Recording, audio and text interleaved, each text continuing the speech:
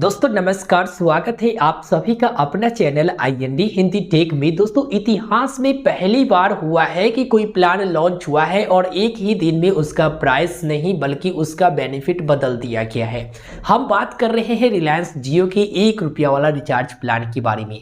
आप सभी को पता होगा रिलायंस जियो ने 1 रुपया का रिचार्ज प्लान लॉन्च किया था जिसमें आपको 100 MB डेटा 30 दिन की वैधता के साथ मिलता था। और ये जो 100 MB डेटा है वो हाई स्पीड डेटा आपको मिलता था और इसमें खत्म होने के बाद 64 kbps के अनुसार से आपको 30 दिन की वैधता के साथ मिलते थे।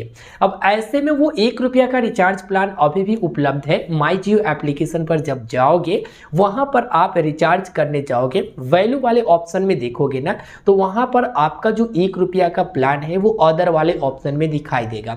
लेकिन दोस्तों जहां पर पहले 100 MB आपको मिल रहा था वहां पर अब मात्र 10 MB ही दिया जा रहा।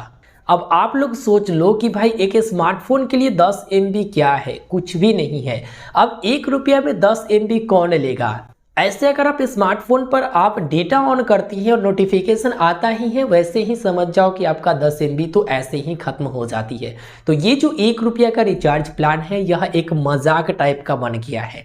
1 रुपया का रिचार्ज करो, 10 MB प्राप्त करो 1 दिन की वैधता के साथ।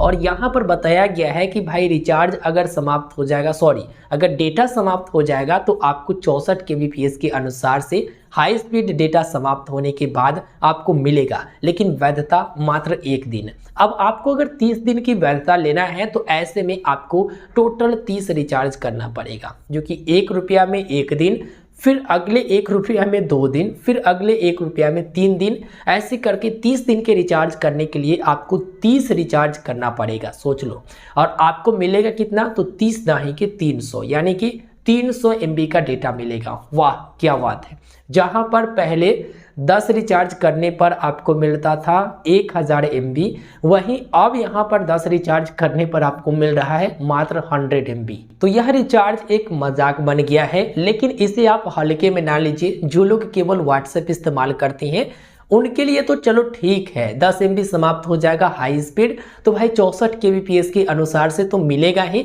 जहां पर मैसेज आदान प्रदान हो सकते हैं, टेक्स्ट मैसेज भेज सकते हैं, प्राप्त कर सकते हैं, तो उनके लिए बेटर है कि चलो 1 महीना का अगर रिचार्ज करना है ना तो 30 रुपया लगाओ और 1 महीना का आपका रिचार्ज कंप्लीट हो जाएगा। लेकिन यही 64 kbps के अनुसार से ना आप लोग देखोगे तो भाई वह क्षेत्र में वो अच्छा चलेगा ना जिसमें डेटा स्पीड रहेगा। आप सभी को पता होगा रिलायंस जियो का जो नेटवर्क है सभी एरिया में एक जैसा नहीं है। बहुत सारे एरिया में हाई स्पीड अच्छा खासा चलेगा तो बहुत सारे एरिया में हाई स्पीड डेटा भी नहीं चलता, कितना भी धक्का लगा लो फिर भी नहीं चलेगा। तो ऐसे में आप लोग सारा कुछ समझ गए होंगे। 1 महीने की रिचार्ज के लिए 30 रुपया अब आपको लगाना पड़ेगा।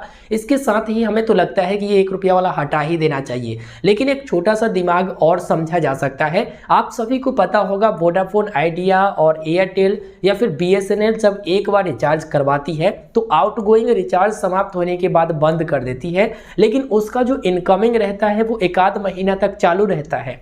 ऐसे में अगर आप एक बार रिलायंस जियो के नंबर पर रिचार्ज कर लेते हो 1 रुपया का, तो ऐसे में आपका इनकमिंग 1 आध 2 महीना मिल जाएगा। हालांकि अभी इनकमिंग बंद नहीं हो रहा रिलायंस जियो का, ये बात आप ध्यान में रखिएगा। आप लोग कमेंट भी करिएगा कि भाई इनकमिंग तो बंद हो नहीं रहा, लेकिन आगे की क्या गारंटी, हो सकता है इनकमिंग कॉल और सारे नेटवर्क की तरह इनके तरफ से भी बंद किया जाए और बताया जाए कि जब तक आप रिचार्ज नहीं करोगे तब तक इनकमिंग नहीं आएगा। तो ऐसे में 1 रुपया का रिचार्ज करके ना 1 आध 2 महीना तक आप इस्तेमाल कर सकते हैं इनकमिंग, यानी इस इनकमिंग कॉल का आप फायदा उठा सकते हैं।